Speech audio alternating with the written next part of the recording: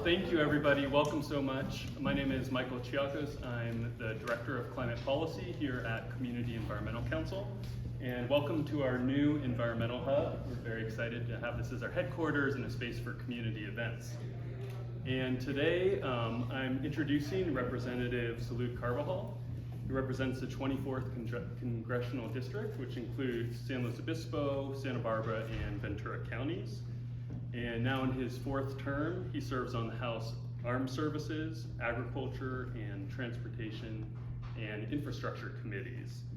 And I've known Congressman Carbajal for about a decade and a half, and he's been a true champion for climate and environmental leadership here on the Central Coast and now nationwide.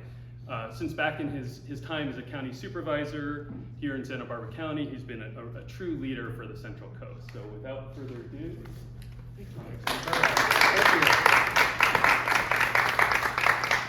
Thank you, Michael. And thank you to the Community Environmental Council for hosting this. CEC has been around for decades, doing extraordinary work to address environmental issues since I could remember. I was just extremely young, a lot more gray hair since then. But I know they've been a major leader, and this facility, I think, continues to demonstrate that leadership, the fact that they've metamorphosed in so many ways to address the climate challenge over the decades, and now continue with that leadership.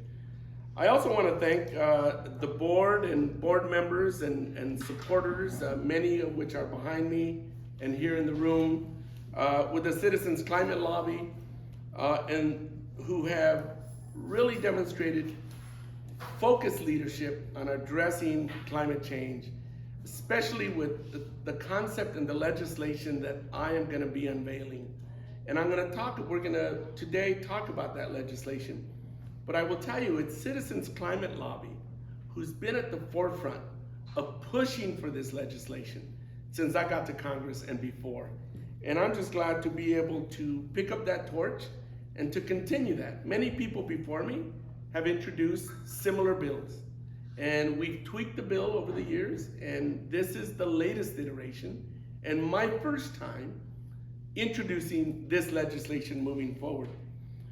We're here to talk about a piece of legislation, that, not to repeat it, that I'm going to be leading in the House of Representatives, a bill that is simple in its idea, but will have great consequences for curbing carbon pollution and creating jobs and supporting working families and growing our economy and middle class. We are at a key moment in the climate crisis. It seems that we cannot turn on the TV or open our newspapers without a new example of how worsening climate change is devastating our communities, taking lives and livelihoods, and reminding us of the existential fight we are all in. We have seen deadly flooding and worsening hurricane seasons.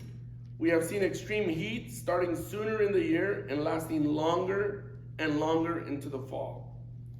We've seen wildfires tearing through communities, not just here in California, but in places that previously had never seen the routine fire risk that we're used to here on the West Coast. And we have seen drought, storms, and more extreme weather patterns disrupting our agriculture, tourism, and other sectors that are specifically reliant on predictable weather. These are big challenges, and we need big solutions to face it. In Congress, I'm proud to have taken big steps in the right direction. Last year, we passed the Inflation Reduction Act, the single largest legislation ever passed by Congress. This bill is investing in clean energy transitions and helping American families afford the clean energy solutions that are needed to reduce our consumption and reliance on fossil fuels. And I've backed other laws that are enlisting our agriculture sector to help sequester carbon emissions, increase investments in clean energy research, and support community resiliency against increased climate threats. But I'm here today with a bill that is less of a carrot and more of a stick when it comes to carbon emissions. Because we do not have the luxury of time when it comes to getting to carbon neutral. We need to give big corporations a real, unequivocal incentive to shrink their carbon footprint, something that hasn't been done as aggressive as we can. We need to put a fee on carbon, a fee. And that is what this bill does. It sets a price on carbon emissions, a fee that will increase as time goes on to ramp up the pressure to transition to clean energy sources.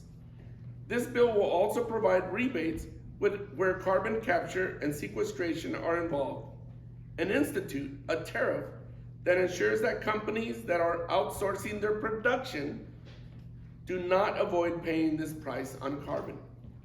And based on projections and research done in partnership with the folks at Citizens Climate Lobby, we believe this bill will get us on track to cut carbon emissions in half by the end of this decade.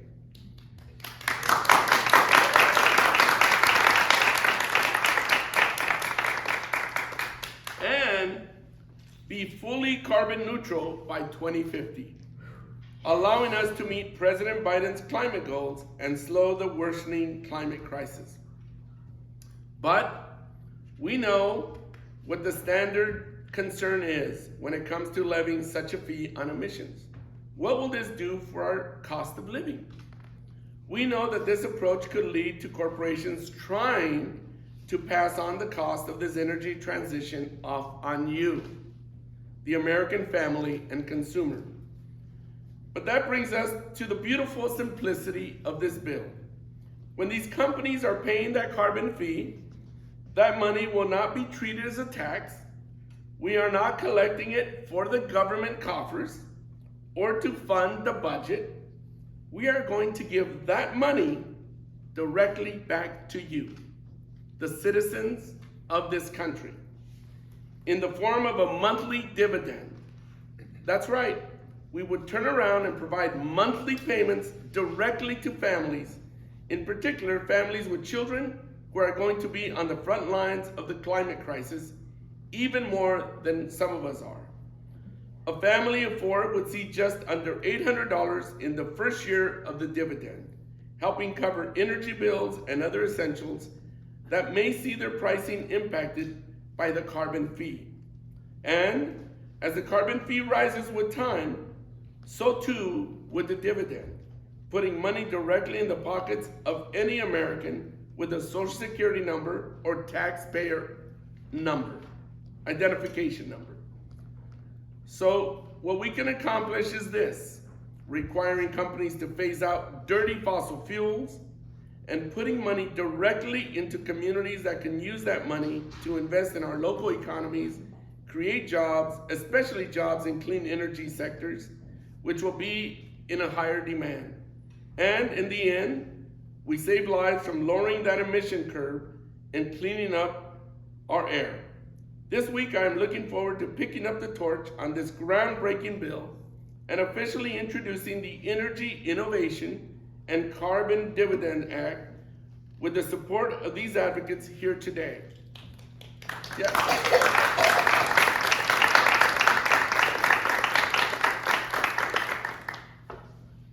It is now my pleasure and honor to turn it over to Olivia Melones with Citizens Climate Lobby, who has been great advocates for this legislation in the past, when it was led by my colleague back then, Mr. Deutsch, who's no longer in Congress, and who I am excited to be working with again in this bill, on this bill. And you should know that Olivia was the first executive for Citizens Climate Lobby, and I'm grateful that she's here joining us today to say a few words.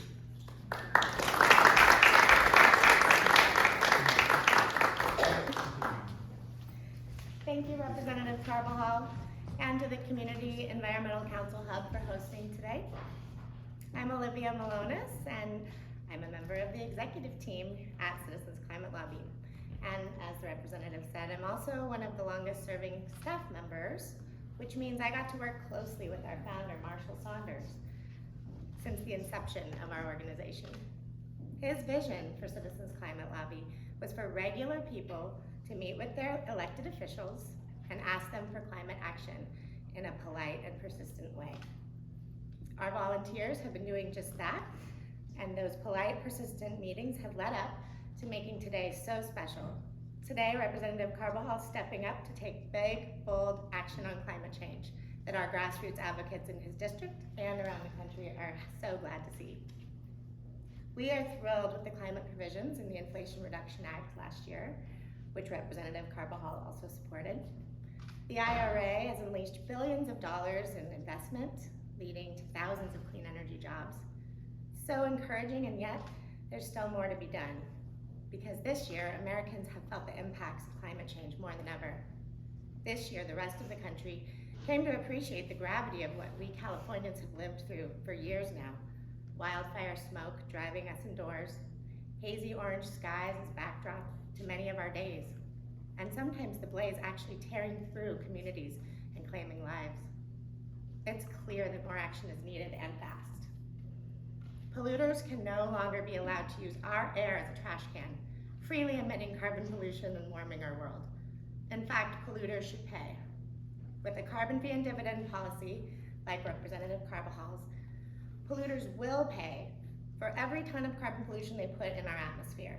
And that money will go back to Americans as carbon cashback payments, keeping the energy transition affordable for everyone. This type of policy is the single most powerful tool we have to drive down America's carbon pollution.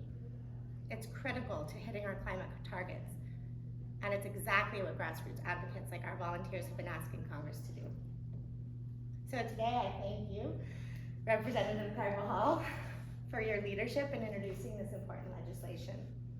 You are showing what it means to take the climate issue seriously and to meet it with solutions that match the scale of the problem, and that keep your constituents' health and well-being in top of mind.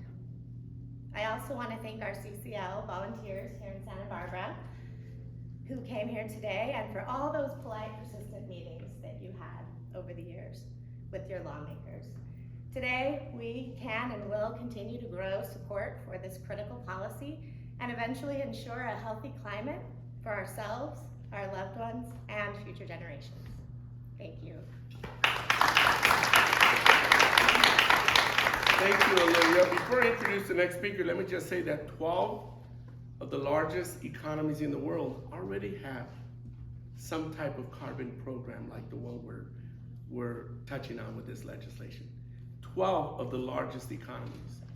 And keep in mind, this money will go back to the American people. It's not gonna go to the government. And lastly, I heard polite lobbying. I have some bruises on my shins. I'm still looking for the polite lobbyists. None behind me that are that polite, but they're extraordinary advocates. And with that, let me introduce to you now a representative of the local Santa Barbara Citizens Climate Lobby, Carol Schweitzer.